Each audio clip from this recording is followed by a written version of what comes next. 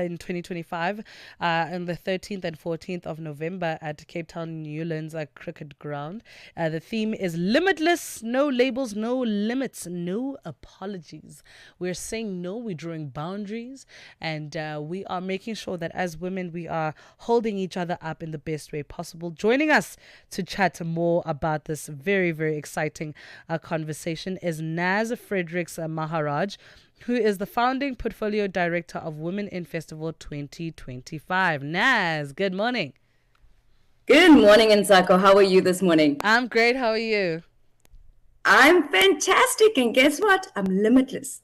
Period. I mean, why would we create limits for ourselves? Why would we do that? Why would we allow society to create limits for us as well? Like, no. We're not doing that this year, guys. Nope, we're not. So talk to us about this. The 13th and 14th of November is going to be a great time for WomenIN. What can we look forward to? Well, as you know, I mean, we've spoken about it. This year's theme, Limitless, no labels, no limits, no apologies. You know, it's really about celebrating women who refuse to fit into boxes, Ntsako. You know, she's not fitting in, she's standing out, she's showing up and shaking the world. It's about authenticity, fullness, and multidimensional brilliance. You know, Ntsako, in today's South Africa, this message feels especially urgent because women are still facing immense challenges, particularly around gender-based violence and femicide, right? And this is why, you know, the WomenIN Festival is held during November, you know, which also includes 16 days of feminism, 16 days of activism, as well as, you know, the G20. And also November in South Africa is known as Entrepreneurial Month. So we really want to equip women with the tools that they need to navigate and overcome real issues, you know. So there's so much more that we're hosting this year, such as the Women for Change. We're hosting a 2-day gender-based violence workshop, complete with on-site counselors to support anyone who may feel triggered or in need of guidance. The theme this year also reminds us, women, that despite the challenges we face, ladies, we are powerful, limitless, and unapologetic. You know, it's so interesting. I was having a conversation with another lady the other day, and we were talking about how, you know, there's this saying now that men have kind of coined, you know, and they've made it very fashionable to say it, but it's actually very degrading in a very interesting way, a very backhanded way. So they say, you know, the as a man, you need to be rich enough so that your woman, you can buy a business for your woman so that she can run it insolvent. Like, wow. Yeah, I'm so serious. I'm not even joking with you. Like, they literally have this thing now of, yeah, man, you need to be, you know, rich enough so that your woman can run, you know, an unprofitable business. And, you know, of course, as women, we grabbed onto the provider part, right? Because, of course, we want to be provided for by the men. But what makes you think that our businesses are not profitable? What makes you think that our businesses are insolvent? Like, you know, these societal phrases that just they're so backhanded. Like, they give such backhanded insults because they're trying to mask our inability to run a business under their provision. You know, how does the social aspect of womanhood kind of get into these conversations that we're going to be having on the 13th and the 14th? Well, you know, the thing is, if you look at stats globally, right, more and more women are actually taking up positions of power or leadership and decision-making positions. And those stats where women are actually at the forefront of leading businesses and so forth, you see the return on investment into having a woman sitting at the head of the table. It goes up in stats. It goes up in value, you know. And not only that, like when you look at women, we come with a different skill set. We come with both the knowledge, the power, as well as the empathy attached to being a great leader in today's day and age. And that's what makes us different. And that is why we are seeing where women are actually in power, we are seeing stats quadruple. And we are seeing businesses actually go from ground zero to huge successes in a very short space of time. So that comment, Ntsako, no. Like, please do your research, people. You know, go and come to the WomenIN Festival and come and understand. so that those comments are not actually being made. Because, women are equipping themselves, both emotionally, physically, and mentally, to walk into those rooms of power and actually know exactly what they are talking about. Women are educating themselves. They are gaining the skill sets they need to make it in today's day and age. So never undermine a woman. I always say, Ntsako, there are some people that are against it, and some countries that are really not about women empowerment. Yeah. And I always say, let's ask ourselves, why are they not about women empowerment? Maybe it's because they know the power that we actually have as women. Yeah. And they're afraid of that power. And then they make us feel as though we don't have any power to suppress us. Gone are the days where we are going to be suppressed, ladies. Gone are the days where we are going to sit in a table and not have a voice. This is where we come together and we step into our limitless power. And we actually have a voice. Our voice matters. And that's what's most important. We matter. And I think, when we create a sisterhood and we actively walk that collaboration, we see change. We see change. When we come together, we are powerful. I was triggered in the best way when I saw your theme, right? Especially the no apologies part. I think being an outspoken woman all my life, like every single school reports, you'd find me, she spoke so much. And I remember for the longest time, because growing up in a society where, even the women from the previous generation didn't really know how empowered they were, I feel like I had to apologize a lot of times for who I was and who I truly am. The fact that I'm outspoken, that girl, she's multifaceted, multi-talented. Whatever you give her, she'll do it. She'll do it very well. But there's a lot of apologies that women make. That's a very interesting transition now, saying, coming from being an apologetic woman to an unapologetic woman. What are some of the lessons there that we're going to be teaching the girls about how to be unapologetic? Because to be honest, it took me a really bad breakup 2.5 years ago and starting my business to actually be unapologetic. It took me almost 2.5 years to stop apologizing for who I was. And in some moments, I find myself having to catch myself from making those apologies. So what are some of the lessons that the girls need to make? And when I say the girls, I mean casually, across all ages. But, what do the girlies, what do we need to do to kind of stop apologizing for who we are? Ntsako, I resonate with you so much when it comes to that. I always felt as though, I never fitted in, right? And I never followed the status quo. I never followed the crowd. Like, I'm very strong-minded. And so I resonate with that. I resonate with you. And same. When they said that my report card would come, Naz is very outspoken. She's very strong-willed. But, as I evolved within who Naz is as a woman, I realized that, owning your power and having a voice is important. It's all around how you actually go about being unapologetic. We're not about being rude about it or disrespectful, but we about doing it the best way we know how, with the empathy and the respect attached. So, women, ladies, sisters, let's come together. Firstly, let's own our voice, speak up, share our ideas, and don't minimize them with phrases like, I might be wrong, but, or this is just my opinion. Say what you mean with clarity and confidence and own it. I think a lot of the time we're scared to say something because we might be wrong. I often hear from my girlfriends, Naz, I was so scared to walk into that room. I was the only woman. And I felt if I said something, I'm going to be wrong or I'm going to be questioned.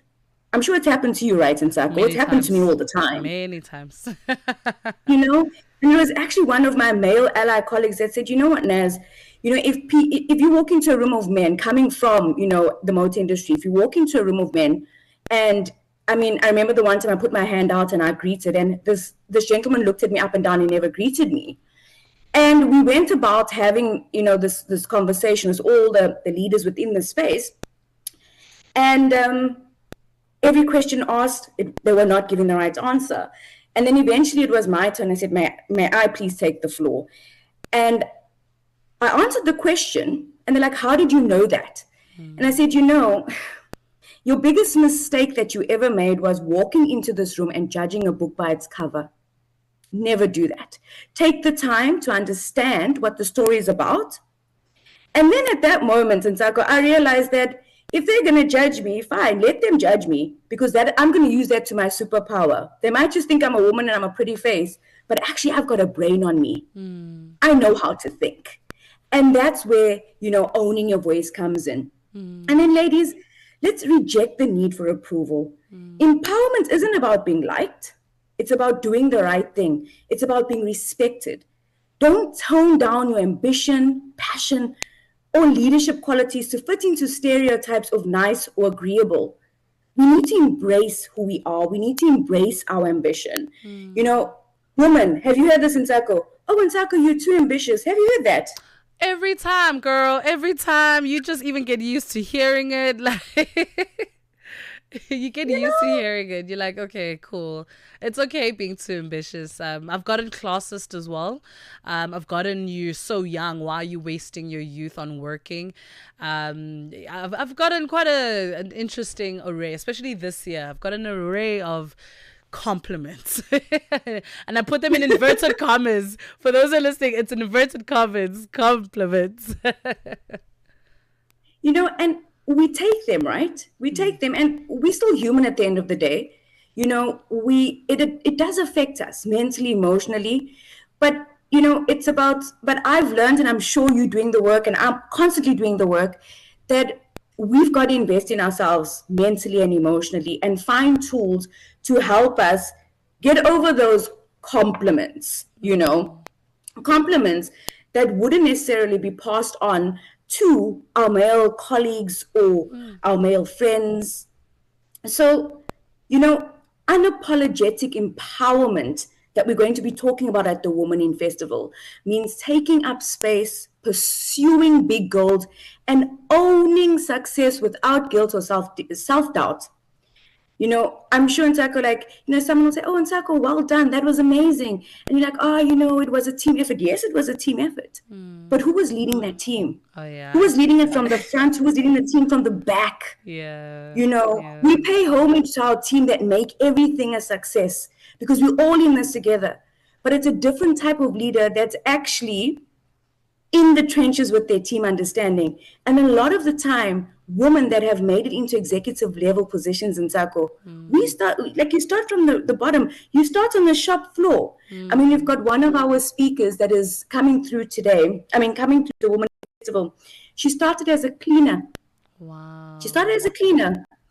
And, every department she cleaned, she's like, I want to know more. I want to know more. Oh, wow. Today, she's the MD of that very same company.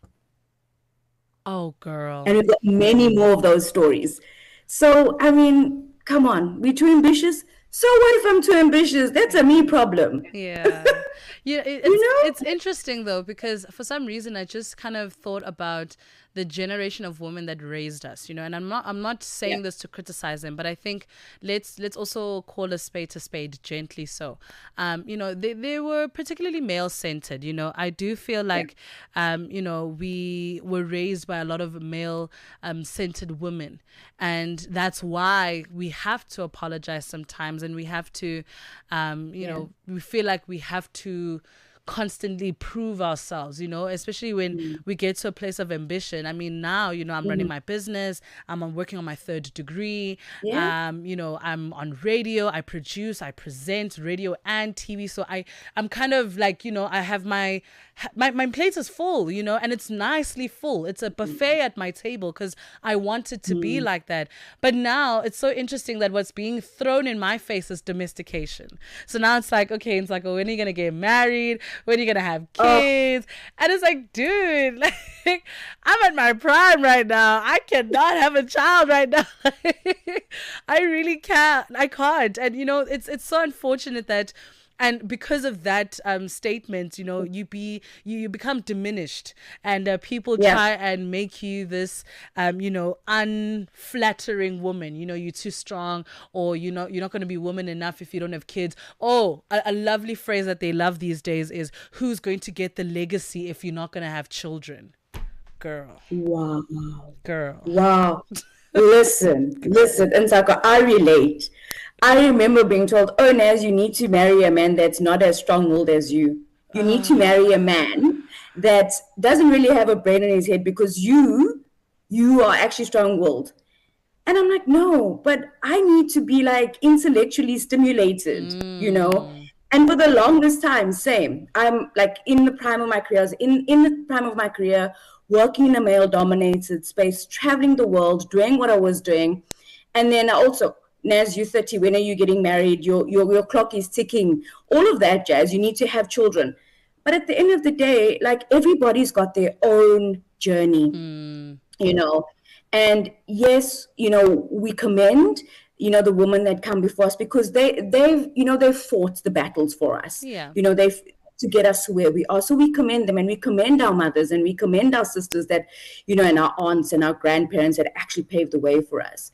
But, what I love about our generation is that we're stepping into our own, and we're actually saying, but that doesn't sit well with me. We're questioning why. We're challenging the status quo. We're saying why. Gone are the days where we must have these archaic mindsets. We need to be looking at what is good for me. Where do I want to go?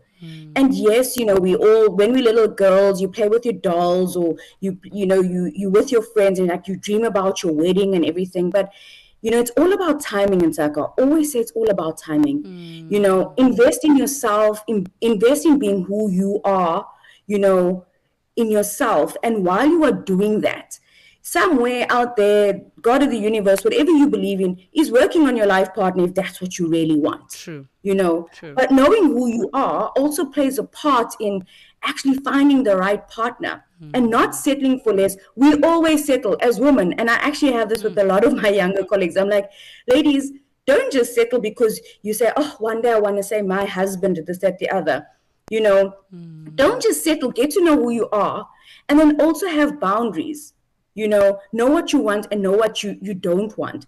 I'm not saying being hard and fast, because relationships, anything you do in terms of that it's a lot about work and compromise. For the longest time I got told, oh, Naz is going to grow old with her cats, and then even her cats are going to run away from her because she's not going to find the right man that's going to understand her.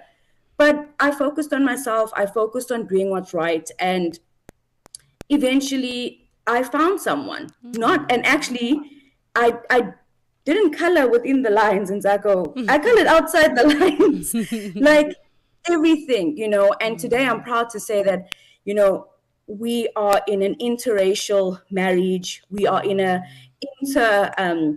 interreligion marriage. I'm Muslim, my husband's Hindi, and not a lot of people understand that.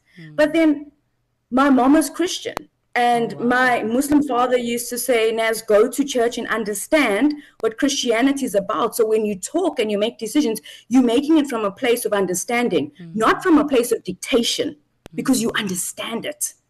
And now I'm going to be a mom. I'm going to be 37. I'm actually 7 months pregnant.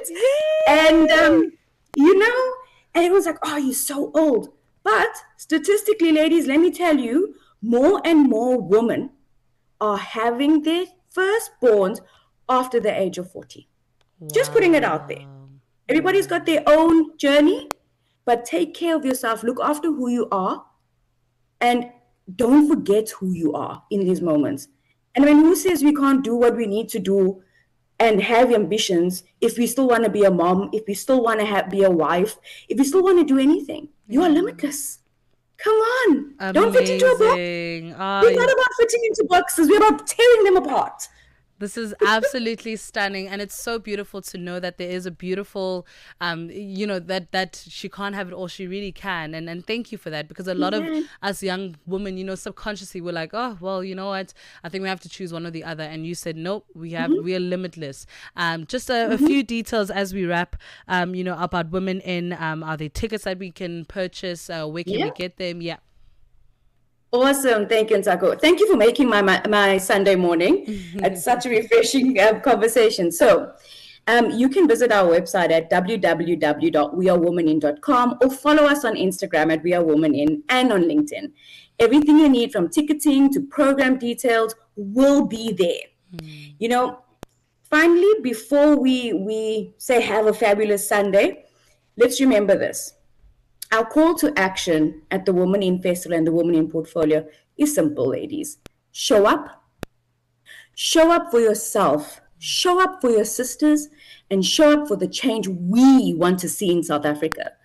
The WomenIN Festival is not just an event, it's a movement, and every voice matters. Whether you're coming for empowerment, connection, or inspiration, this is your moment to embrace your limitless self. So please don't miss it. And tickets only start from 1,499 Rand. Amazing stuff. For all of that, honey, that is a bargain. Thank you so much for joining us today, Naz. It was a pleasure meeting you. I really hope it's not the last time we engage. And, let's build this beautiful community of, I'm sure it's going to sound like those TikToks that say, what the things I wish I knew at 26. I know you're 37 now, but some of the things I wish you knew at 26, I'll be able to WhatsApp you and be like, girl, what did you want to know at 26? Ntsako, thank you so much. And thank you for just being an awesome hostess this morning. And yeah, just continue being your phenomenal self. Don't be boxed in, girl, because you are greater. You are destined for greatness. So I hope I see you again. Hopefully I'll see you at the WomenIN Festival. We never know. We never know. Absolutely. Thank you so much, Naz, for your time today. It is 8:43 Central African time. We're going to take a short break. When we're done, Dr. Gaspar Mazibuko joins us to have a conversation about the African New Year. But that was a lovely chat with Naz Fredericks-Maharaj, who's the founding portfolio director of WomenIN Festival for 2025. Limitless. No labels. No limits, no apologies, girls. Let's clock it.